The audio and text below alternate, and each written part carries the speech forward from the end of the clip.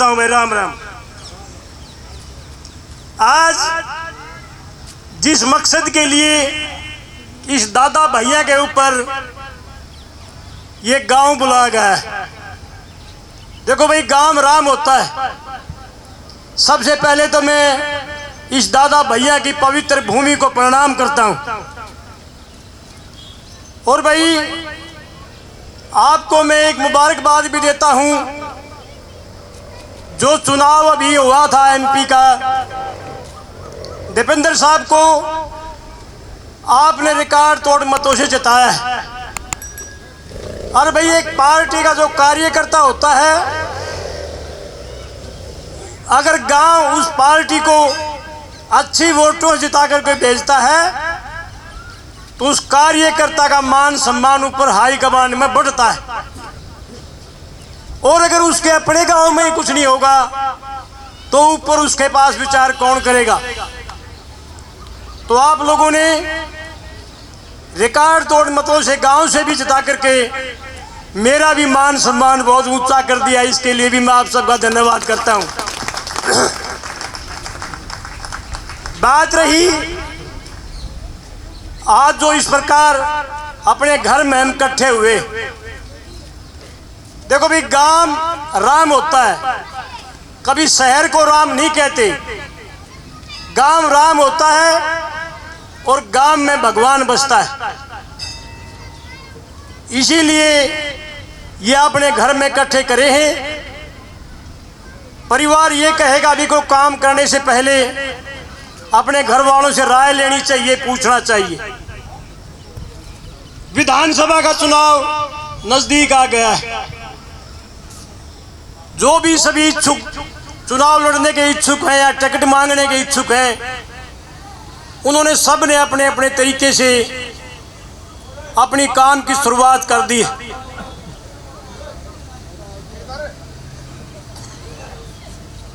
राम राम भाई। बबलू भाई रोहतक से आया है, बबलू का भी स्वागत है। ये जो गांव है, गांव में कोई पार्टी पॉलिटिक्स नहीं होती। कौन किस पार्टी का है, कौन किस पार्टी का नहीं है, वो एक अलग बात होती है। जब गांव की बात आती है तो गांव सारा इकट्ठा खड़ा हो जाता है। तो मैं विधानसभा की बात पर चर्चा कर रहा था। पार्टी ने जो क्राइटेरिया बनाया है, अखबार में भी आप लोगों ने पढ़ा होगा, भाई टिकट मांगने का क्राइटेरिया होना चाहिए। तो उसमें एक तो ये था, पार्टी ने लिखा था भाई कैंडिडेट विनिंग होना चाहिए, जिताऊ कैंडिडेट होना चाहिए। तो आप लोग पूरे हल्के में 49 गांव हैं, किसी गांव में बात करिए, आपका मान सम्मान के साथ आपका नाम लिया जाएगा।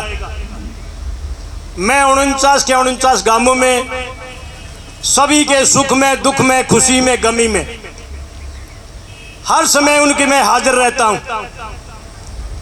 तो विनिंग कैंडिडेट की जो कंडीशन है कि जिताऊ उम्मीदवार कौन है हल्के में, उस पर विचार किया जाएगा। दूसरा, पार्टी ने ये लिखा था भाई, मतलब कैंडिडेट टिकाऊ होना चाहिए। देखो भाई, मैंने तो 27 साल हो गए चौधरी भूपेंद्र सिंह हुड्डा के साथ में। इससे बड़ा प्रमाण कोई नहीं हो सकता कि मैं 27 साल में पार्टी ने मुझे कुछ दिया चाहे ना दिया, मैं कभी भी टस से मस नहीं हुआ। नहीं तो आदमी इतने साल तक कुछ ना मिले, कोई उस पार्टी में भागता है, कोई उस पार्टी में भागता है। तो ये तो आपके सामने एक रिकॉर्ड है कि मैं टिकाऊ हूं कि नहीं हूं। तो भाई, मैंने कभी भी पार्टी में दूसरी में जाने की बात तो दूर, कभी मन में सोचा भी नहीं था कि चौधरी भूपेंद्र सिंह हुड्डा और हमारे लोकप्रिय सांसद मैं दीपेंद्र सिंह हुड्डा को छोड़ सकूं, ऐसा कभी मेरे मन में भी नहीं आया था।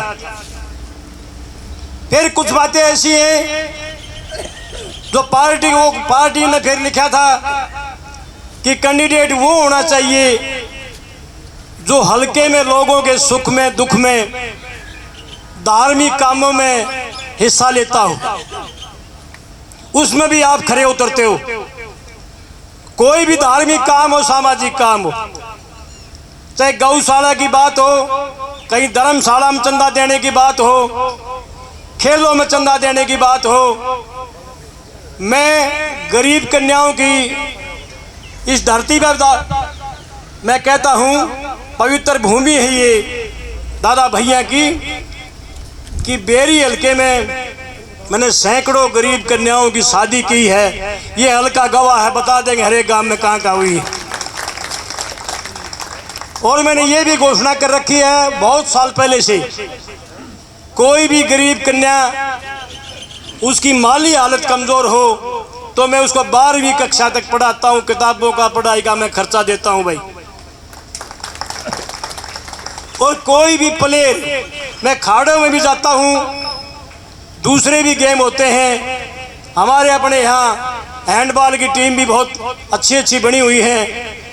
तो जो हैंडबॉल वाले प्लेयरों ने मेरा है, जो पुराने साथी जो अब नौकरी पे भी लग गए, कि मैं उनकी कितनी मदद करता था।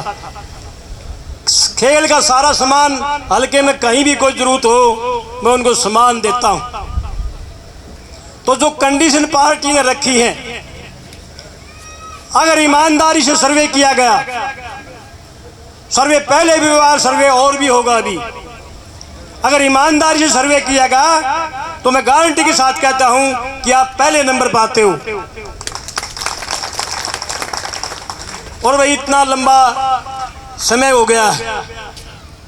एक बार पंडित जगदेव सिद्धांती को 1962 में मौका मिला था, वो एमपी बने थे। उसके बाद 62 साल ही और हो गए हैं, हमारे गांव को मौका नहीं मिल पाया। रही बात, मैं डॉक्टर साहब के बारे में बताऊं, डॉक्टर साहब हमारे आदरणीय नेता है, पार्टी के सीनियर लीडर हैं। 8 चुनाव लड़ लिए और 6 बार वो एमएलए बन लिए। देखो मैं कोई झूठ नहीं बोलूंगा, इस पवित्र धरती में बोलता हूँ। डॉक्टर साहब ने कई प्लान पहले भी ये कहा था, भी मेरा आखिरी चुनाव, 3 बार कह लिया। और बरहाना के गाँव के बारे में डॉक्टर साहब कहते हैं कि बरहाना गांव ने मेरे को सर ऊपर उठा लिया था। मेरा जन्म दूपल धन में हुआ था, लेकिन मेरा राजनीतिक जन्म बरहाने गांव में हुआ था। यह आप लोगों के बीच में कहते हैं कि नहीं कहते हैं? तो बरहाना गांव ने लगातार 40 साल तक, हमारे प्रधान जी आगे 27 खाप के प्रधान, मैं पूरे गांव की तरफ से प्रधान जी का स्वागत करता हूं यहां पहुंचने पर। लगातार 40 साल से 6 बार बन लिए हैं, 2 बार चुनाव हारे भी हैं, लेकिन बरहाना गांव ने डॉक्टर साहब को 8 बार ठोक के मदद करी है और उनको वोट दी है। तन मन धन से बरहाना गांव ने डॉक्टर साहब की मदद की है। तो भी मैं ये कहना चाहूँगा, आप लोग भी डॉक्टर साहब से रिक्वेस्ट करो, अगर डॉक्टर साहब एक एहसान इस बरहाने गांव पे भी कर दे। जब इतने साल से बरहाने गांव ने आपकी मदद करी है, तो एक मौका ये बरहाना गांव भी मांगता है भाई। हम ये नहीं कहते भाई बड़े सीनियर नेता है, और उनका मैं कोई मुकाबला नहीं कर सकता, कोई घमंड की बात मैं कभी नहीं कर सकता। राजनीति में हो चाहे कोई पैसे की बात हो, मैं कहीं उनके पूंछ के बाल के बराबर भी नहीं हूं। तो उनसे तो भाई रिक्वेस्ट कर सके, गांव रिक्वेस्ट करे, हल्का रिक्वेस्ट करे। और राहुल गांधी ने भी ये कहा है भाई, जिसकी जितनी भागीदारी है उसकी उतनी हिस्सेदारी भी होनी चाहिए। आजकल तो जाति के आधार पर भी बात करता है। तो आपकी जो आपके परिवार की, ये प्रधान जी बैठे हैं, पहले भी टिकट मांगने हम गए थे, ये अपने मुंह से बताएंगे। बल्कि इन्होंने तो हरियाणा में 3 टिकट मांगी थी। अगर हमारा 3 जगह हक बनता है, बेरी में और महम में और पानीपत ग्रामीण में। हमारे यहाँ लाहौतों की इतनी जनसंख्या है, इतनी वोट है। मेरा तो एक और भी कहना इस पवित्र भूमि पे कि बदलता भी रहना चाहिए भाई। बदलाव में ही परिवर्तन है। डॉक्टर साहब इतने सीनियर लीडर हो रहे हैं कि अब तो उन्होंने पार्टी की निस्वार्थ सेवा करनी चाहिए। आदमी जब उम्र के आखिरी पड़ाव में होता है, देखो वेद शास्त्रों के अनुसार 4 अवस्थाएं लिखी हैं। 25 साल तक रहो ब्रह्मचारी, 25 साल तक गृहस्थी, 25 साल तक रहो वानप्रस्थी और 25 साल रहो सन्यासी। पार्टी की सेवा करनी चाहिए निस्वार्थ होके। एक आधी बार डॉक्टर साहब ये भी कह देते हैं, भाई मैं एक बार तो हुड्डा साहब ने मुख्यमंत्री बनाऊंगा, कहते हैं आप सबके सामने। हम भी मानते, हम भी ये चाहते हैं, सारा हरियाणा प्रदेश चाहता है कि चौधरी भूपेंद्र सिंह हुड्डा मुख्यमंत्री बने।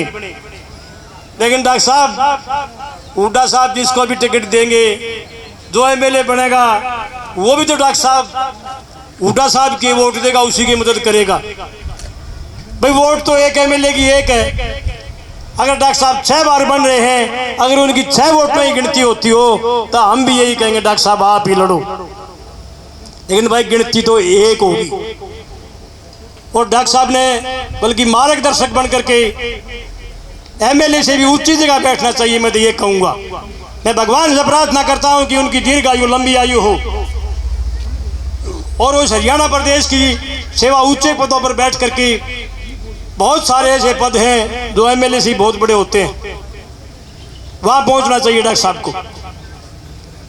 तो और बाकी बातें तो मैं तो ये कहना चाहूँगा, भाई इस बात के लिए इकट्ठे करे थे, सबसे पहले भाईचारा इकट्ठा करके चौधरी भूपेंद्र सिंह हुड्डा से और भाई दीपेंद्र सिंह हुड्डा से ये गांव गवांड और ये हलके के लोग मिले और वो इस बात के लिए कहें कि भाई ये एक मौका हमें भी दे दो।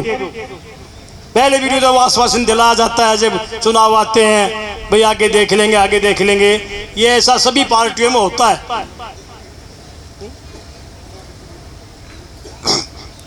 चलो भाई कपूर सिंह ये कह रहे हैं भाई डीगल से ये अब ये होता, मैं एक बार रण सिंह ब्रिगेडियर को टिकट मिली थी 1987 में, जब कांग्रेस पार्टी की लहर नहीं थी, चौधरी देवलाल की लहर थी।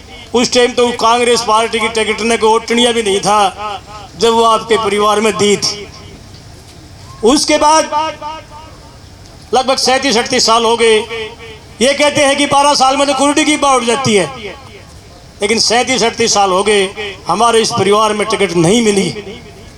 तो हक मांगना कोई गलत बात नहीं है, हम अपना हक मांगते हैं, खैरात नहीं मांगते हैं।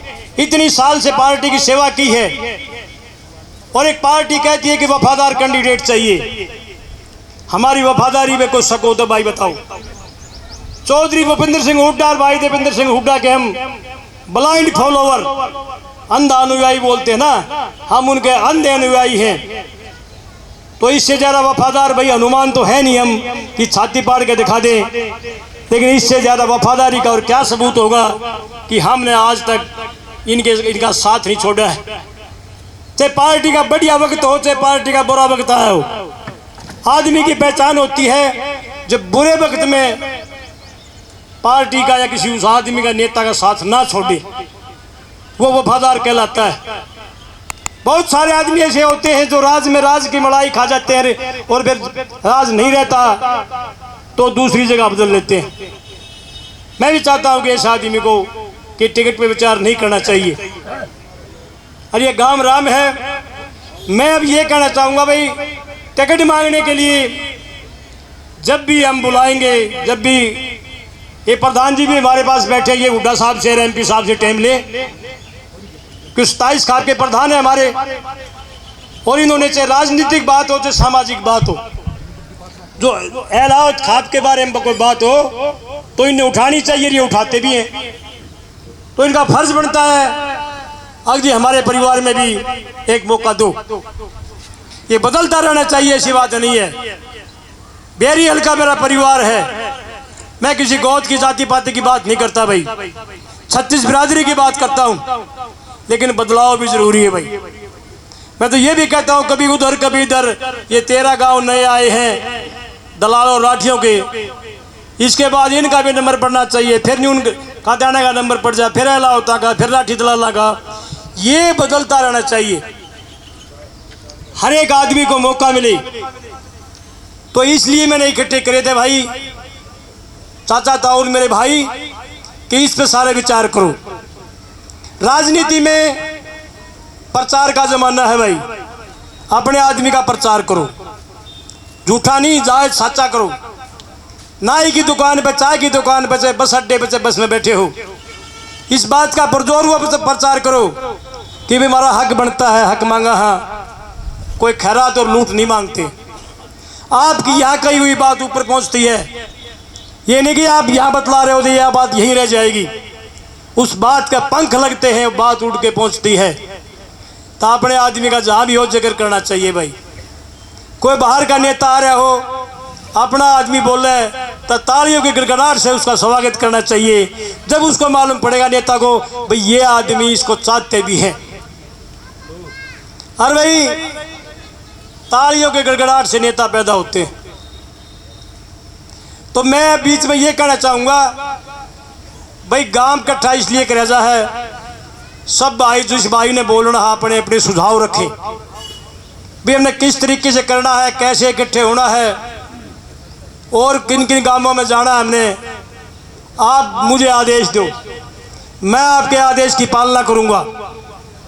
मैं पार्टी का एक सच्चा सिपाही हूं, कई प्लानों से टिकट मांग रहा हूं, टिकट नहीं मिली, लेकिन मैं कहीं पार्टी से डिगा नहीं भाई। आज भी मैं इस पवित्र धरती पे ये कहता हूं कि मैं हुड्डा साहब को और एमपी साहब को ये नहीं कहना चाहता अभी मैं और कहीं जाऊंगा या और कुछ करूंगा। मैंने सारा जीवन अपना इस पार्टी में बिता दिया है, मेरी उम्र भी 66 साल हो गई है। तो मैं इधर उधर भागने की ना कभी कोशिश करूंगा, ना कभी मैंने पीछे करी। हाँ, टिकट मांगता हूं, अपना हक मांगता हूं, और लोगों में इतनी बड़ी ताकत होती है। अगर ये जनता प्रजातंत्र में जनता की ताकत बहुत बड़ी ताकत होती है। ये जनता चाहे तो बड़े से बड़े भामाशाह को, तानाशाह को भी आसमान से उठाकर मिट्टी में मिला सकती है। ये ताकत आप लोगों में है। और आप लोग चाहें तो हमारे जैसे घरों के मामूली बच्चों को भी जमीन से उठाकर आसमान में बिठा सकते हैं। ये ताकत आप लोगों में है। तो आप लोगों के सामने जब आप हुड्डा साहब को और एमपी साहब को ये कहोगे तो मुझे पूरा यकीन और भरोसा है कि वो आपकी बात पर ज़रूर विचार करेंगे। तो मैं अब ये भी कहना चाहूँगा, एक दो बात मैं बाद में पीछे ही बताऊँगा। अब तो ये कहना चाहूँगा, जिन भाइयों ने कोई सुझाव देना है, अच्छे अच्छे सुझाव हैं, बहुत अच्छे अच्छे आदमी हमारे पास बैठे हैं, कि वो अपने सुझाव दें। और फिर उसके बाद में लास्ट में और एक दो बात मैं बताना चाहूँगा, प्रधान जी भी बताएंगे। मन धन से मदद भी करी, लेकिन एक आधी बार पता ना डॉक्टर साहब कैसी बातें कह देते हैं। जो बात मेरे मन में है मैं वो कह भी देता हूँ, बाहर भीतर का कोई नहीं जो मन में आती। कई दिन डॉक्टर साहब ने मैंने यूट्यूब पर देख लिया, डॉक्टर साहब बोले भाई एमएलए पुराना है अच्छा उसे नए नए आता है, एक साल में तो भाई बाथरूम भी ना पाऊँ बिला। देखो ऐसी बात नहीं है। मैं एक दो उदाहरण आपके सामने दूंगा कि नया ने पुराने से भी बहुत अच्छे काम किए। चौधरी भूपेंद्र सिंह हुड्डा 2005 में पहली बार मुख्यमंत्री बने थे और उस आदमी के खिलाफ बने थे जो अपने आप को राजनीति में पीएचडी कहता था। अब मैं पीएचडी हूं। पार्टी का बहुमत आए और भजनलाल चुनाव लड़ रहा हो और मुख्यमंत्री और कोई बन जाए, ये असंभव है। ये भजनलाल जी के शब्द हैं। लेकिन 2005 में चौधरी भूपेंद्र सिंह हुड्डा ने उसकी पीएचडी की डिग्री को पाड़ के फेंक दिया। पहली बार मुख्यमंत्री बना और जितने मुख्यमंत्री चौधरी भूपेंद्र सिंह हुड्डा से पहले रहे थे उनसे ज्यादा काम उस नए मुख्यमंत्री ने किए। चाहे विकास की बात हो, चाहे नौकरियों की बात हो, चाहे इलाके में अमन चैन की बात हो, सारे हरियाणा प्रदेश से बदमाश और बदमाशी खत्म की थी। 4-4, 5-5 बिजली के कारखाने लगाए थे। पहले सिर्फ हरियाणा में एक पानीपत का थर्मल प्लांट होता था।